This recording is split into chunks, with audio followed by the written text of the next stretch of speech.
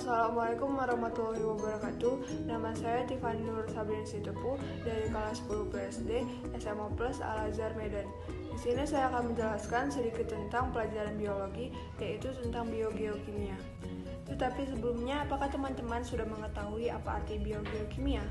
Biogeokimia sendiri berasal dari kata biologi, geografi, dan kimia, yang artinya adalah peredaran unsur-unsur kimia dari lingkungan ke komponen biotik dan kembali lagi ke lingkungan. Proses ini terjadi secara berulang-ulang dan tidak terbatas. Proses biogeokimia sendiri berfungsi untuk menjaga kelangsungan hidup yang ada di bumi karena hasil dari biogeokimia tersebut dapat dimanfaatkan oleh semua komponen yang ada di bumi, baik itu biotik maupun abiotik. Untuk memahami lebih jelas tentang daur karbon, mari kita melihat video sebelah ini. Siklus daur karbon kurang lebih terdapat 0,03% senyawa karbon anorganik, yaitu karbon dioksida yang berasal dari respirasi makhluk hidup, aktivitas industri, erupsi gunung, hutan-hutan terbakar, dan lain-lain.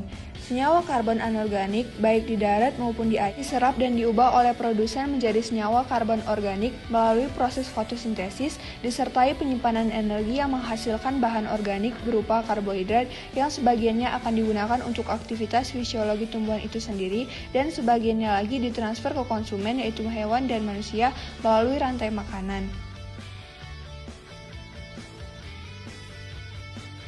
Respirasi yang dilakukan oleh makhluk hidup akan membebaskan senyawa karbon kembali ke atmosfer yang nantinya akan diserap kembali oleh produsen.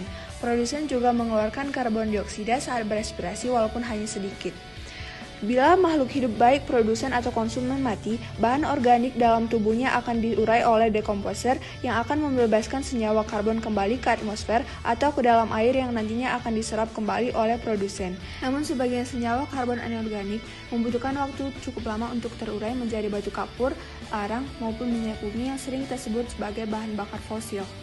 Nantinya digunakan untuk kebutuhan industri yang pembakarannya akan membebaskan senyawa karbon kembali ke atmosfer dan nantinya akan diserap kembali oleh produsen. Dalam air, karbon dioksida terlalu akan bereaksi dengan air membentuk asam karbonat.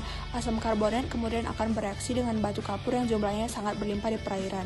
Ion karbonat merupakan sumber karbon dioksida bagi organisme di perairan. Organ moluska bercangkang membuat bahan cangkangnya dengan memanfaatkan kalsium dan karbon dioksida yang terlarut di dalam air. Bila hewan tersebut mati, maka cangkangnya akan hancur dan membebaskan karbon dioksida kembali ke udara yang nantinya akan diserap kembali oleh produsen. Sekian video pembelajaran yang dapat saya sampaikan.